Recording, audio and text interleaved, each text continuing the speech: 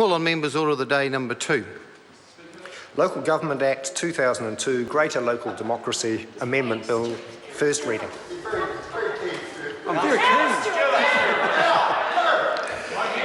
Mr. Speaker, I move that the Local Government Act 2002 Greater Local Democracy Amendment Bill be now read a first time.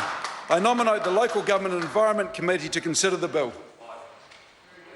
Mr. Speaker, it is fantastic that the members of the government are so keen to hear this bill, because I know that the vast majority of these members represent constituencies that want this bill to go through. Mr. Speaker, democracy gives us the mandate to be here, to make decisions on behalf of New Zealanders that will hopefully benefit all. But Parliament, of course, is not the only place where democracy rules. And it's not the only place where rules are drafted that govern behaviour, that rules our everyday activities. Local councils are also hotbeds of democracy, Mr. Speaker. We vote for them every 3 years. They run campaigns like us. They work tirelessly to represent their constituencies. They know their constituents well, and they often do it for very little money. But for these local councils, Mr. Speaker, it is never about the money. It is about the communities they represent. It is about the people that they care about, and they work tirelessly. As MPs, we know every time we turn up to a local function, there will be 1 or 2 councillors there, and usually the mayor. This isn't a 9-to-5 job. This is a job that starts often at 8, often before 8 actually at breakfast functions, and it goes all the way through to the evenings. We know this because we have similar jobs, and we see these councillors at all the functions we attend, Mr. Speaker.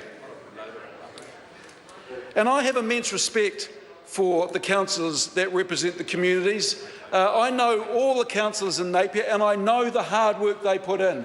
And, Mr. Speaker, the politics of the councillors in Napier are wide and varied.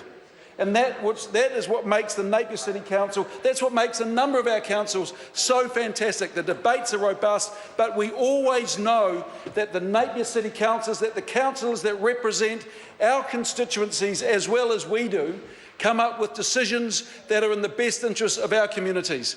And that is why, Mr. Speaker, in 2012, when the Local Government Act was changed, it was a travesty for democracy. What happened before 2012, Mr. Speaker, is if there was to be an amalgamation of councils, there had to be a majority in each jurisdiction. This is democracy. In 2012, under the former member for Napier, I must admit, the Honourable Chris Tremaine, the government changed the law and it stripped away local democracy. What it did is it said, now if there's to be amalgamation across a number of jurisdictions, all that they have to do is get a majority across the region. What that did is it took the ability of local councils, of local communities, to determine their own future. And for me, Mr. Speaker, this is the crux of this whole matter. I firmly believe that communities deserve the right to determine their own future. Labor Party is not against amalgamations, Mr. Speaker, at all. If communities want to amalgamate, if councils want to amalgamate, that is their right. That is their democratic right. But what we believe on this side of the House is that if amalgamation is to occur, then local communities must determine that themselves. Now, let me give you an example, Mr. Speaker, which is very salient to the region where I come from. We have 4 communities that the Local Government Commission is seeking to amalgamate. There is Napier, there is Hastings, there is Central Hawke's Bay, and there is Wairoa. They are diverse communities representing about 150,000 people across a very, very wide geographic area. Now, pre-2012, for that amalgamation to occur, there would have to be a majority in each one of those jurisdictions. As it now stands, Mr. Speaker, all that has to happen is there has to be a majority right across that region. And the way it stands is that Hastings has about 78,000 people. Napier has about 56,000 people. Wairoa and Central Hawke's Bay has around about 6,000 people. So what could conceivably happen in this amalgamation referendum that's coming up is Hastings could vote for amalgamation, the people of Napier vote no, the people of Wairoa vote no, and the people of Central Hawke's Bay vote no. But because Hastings has a much greater population, it goes through. And that is not democracy. That strips away the ability of the people from Napier, Central Hawke's Bay and Wairoa to determine their own futures. And I do not think that is right. In fact, it is most interesting, Mr. Speaker, that is not the only erosion of democracy. What happened in the Bay is a group of business professionals put forward a proposal to the local government commission. So this group, none of them were democratically elected councillors in any way, shape or form, but this group set in train the process that could lead to regional amalgamation. These were not elected councillors, they weren't representing the constituency in any way, shape or form. And what it says in the Act is there has to be demonstrable support for amalgamation before the Local Government Commission will recommend a referendum. Well, Mr. Speaker, what happened is the Local Government Commission went around and those commissioners, they spoke to the Hastings District Council, they spoke to the Napier City Council, they spoke to the Wairoa District Council and they spoke to the Central Hawke's Bay Council. And they held public meetings. And 3 of those 4 councils told the Local Government Commission on no uncertain terms that they did not want amalgamation. And the interesting thing, Mr. Speaker, is this level of consultation with these councils happened about 6 months after local government elections had taken place. And the really big issue in the local government elections across Hawke's Bay was amalgamation. So 3 of the 4 councils said no. And yet this is being forced ahead. And the cynic in me says the reason this is going ahead is because Wellington was a complete and utter disaster.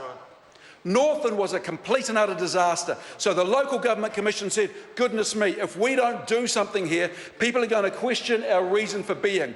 Let's do this in Hawke's Bay. But the worst thing still, Mr. Speaker, when we're talking about democracy, is the Local Government Commission is not subject to the Official Information Act request. So I have put, my office and I and the Mayor of Napier have put through a number of requests to find out what has gone on in the process, who has liaised with who, where are the recommendations, where are the drafts, and we have been told no. As a Member of Parliament, you are not allowed to have our deliberations. You are not allowed to know who we have spoken to, and you are not allowed to know the process that we have taken to arrive at this decision. And that, Mr. Speaker, is undemocratic. But it gets worse, Mr. Speaker. The Minister for Local Government has now appointed a new board, a new set of commissioners for the Local Government Commission. And the chair of that commission, who I personally have immense respect for, Sir Wira Gardner, is the chair. But, Mr. Speaker, he sat on the Local Government Wellington Review Panel that recommended Wellington amalgamation.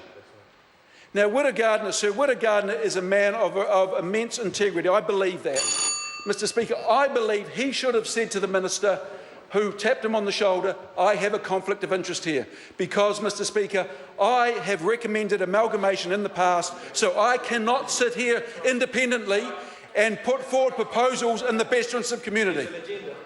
Mr. Speaker, the reason that I am so passionate about this bill, the reason why I would love it to go to Select Committee, the reason why I think as a Parliament we really do need to support this is because communities need the ability to determine their own future. Communities need the ability to say, this is where we want our community to go forward. And the amazing thing is, in Australia, there were a number of forced amalgamations. These are now de-amalgamating because it simply has not worked. And when forced amalgamations occur, they do not work because they do not get community buy-in.